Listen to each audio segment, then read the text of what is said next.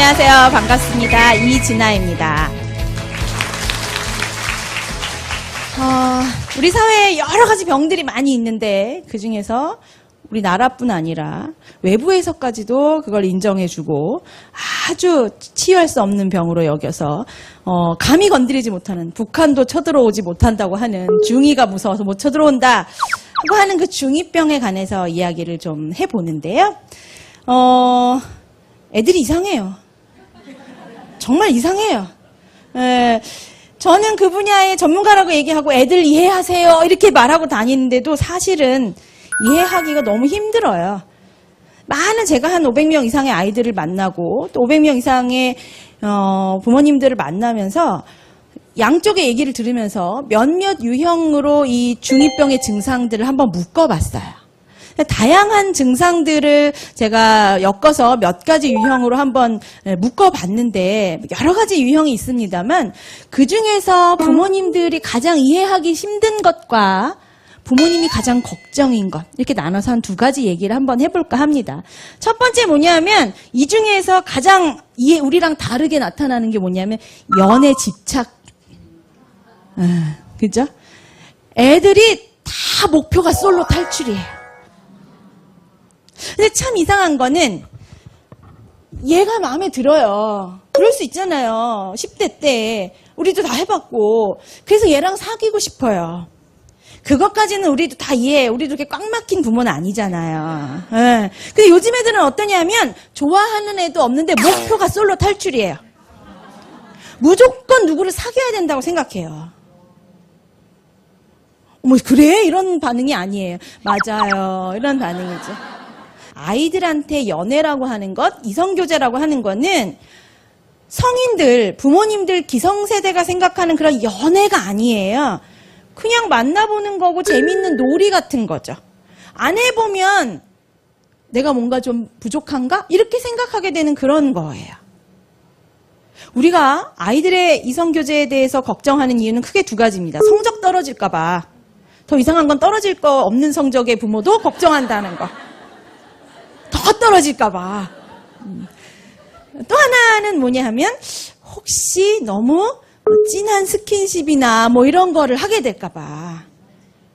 그런데 제가 그동안 쭉 보고 연구하고 한 결과 중학생들은 너무 진한 성적인 이런 거는 하지 않는 건 아니고요. 많이 안 해요. 대부분은 뽀뽀 쪽까지 할 수 있대요. 제가 물어봤거든요. 그렇게 많이 걱정하지 않으셔도 괜찮아요. 애들이 알아서 교통정리 잘 하고요. 못하면 주위에서 친구들이 막 도와주는데 언제 교통정리가 안 되느냐? 엄마가 끼어들 때.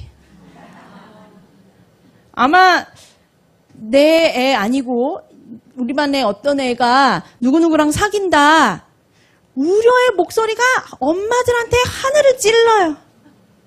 그래서 우리 애가 누구를 사귀는데 나는 그럴 수 있다고 생각하는데 어느 날 다른 엄마들을 만났는데 우리 애가 큰일이구나 이런 느낌을 받고 돌아오는 거죠. 그래서 물어보면 아니 우리 별거 없는데 근데 난 누굴 믿나요? 내 친구들 믿나요? 내 애를 믿나요? 이놈의 새끼가 어디서 내 친구들을 믿죠. 그러면 이제 갈등이 발생한다. 또 아이들의 여러 가지 증상 중에 우리가 이해할 수 없는 게 아니라 아이들과 부모님이 똑같은 문제를 가지고 고민하는 게 하나 있는 게 그게 바로 이제 진로 문제예요. 아이들도 굉장히 많이 고민하고 있고 또 엄마, 아빠, 심지어 이제 할머니, 할아버지, 이모까지, 삼촌까지 걱정하는 문제가 바로 진로에 관련된 문제가 아닐까 합니다. 여기 그림에 이제 머리띠 100점 이렇게 써 있는데 100점 맞는 아이들이 진로 고민이 더 많을까요? 100점 못 맞는 아이들이 진로에 가는 고민이 더 많을까요?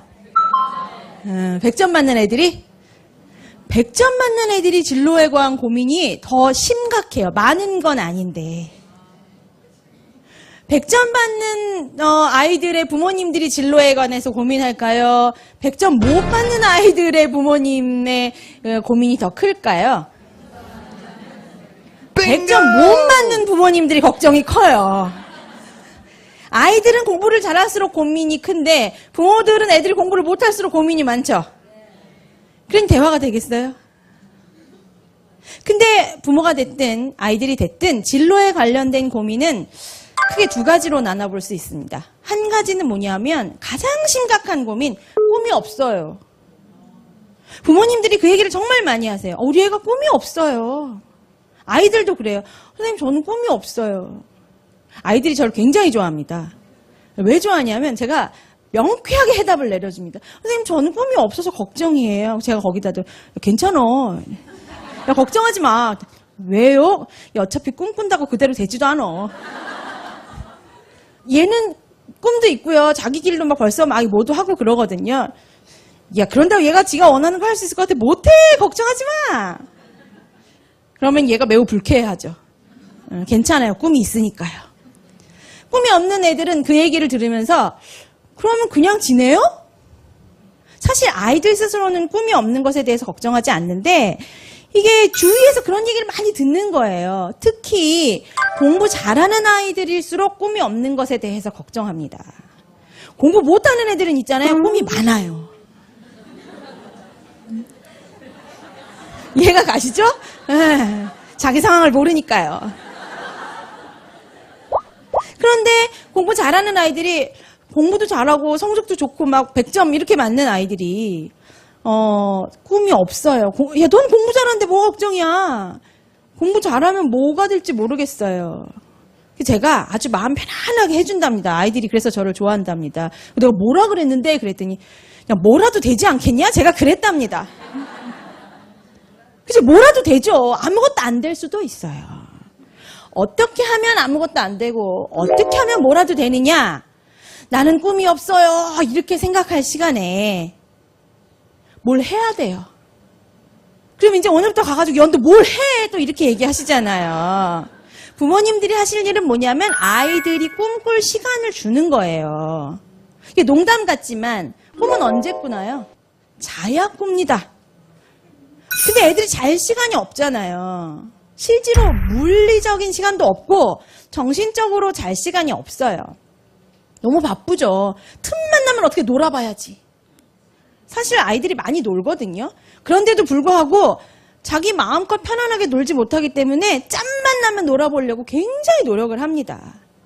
그냥 곧 짬만 주지 마시고 그냥 시간을 조금 많이 주시면 애들이 하다가 놀다 지치면 뭐하고 놀까 이렇게 생각해요. 뭐하고 놀 때 사람마다 노는 방법이 달라요. 그동안 해봤던 많은 것 중에 재밌었던 걸 하고 놀아요. 그러면 내가 해봤던 게 2가지 있는 사람과 내가 해봤던 것이 한 10가지 있는 사람 중에 놀이거리를 많이 찾는 사람은 어떤 사람이에요? 많이 놀아본 사람이 놀거리도 금방 찾고 시간이 났을 때 뭘 해야지? 하고 하는데 놀아본 적이 없는 사람은 시간이 나잖아요. 뭘 하고 놀지? 그 생각하다가 시간이 다 가요. 나는 뭘 좋아하지? 나는 어떤 거 할 때 기쁘지? 나는 어떤 거를 할 때 어떤 자세로 하면 좋아하지? 주위에 시끄러울 때가 좋은지 조용할 때가 좋은지 말을 하는 걸 좋아하는지 듣는 걸 좋아하는지 조용히 앉아서 애들 노는 걸 보는 걸 좋아하는지 뛰어들어서 노는 걸 좋아하는지 그거에 대해서 자기가 알아야 그것과 관련된 직업을 찾고 그럼 뭐가 되는 거예요. 제일 잘 된다는 보장은 없어요.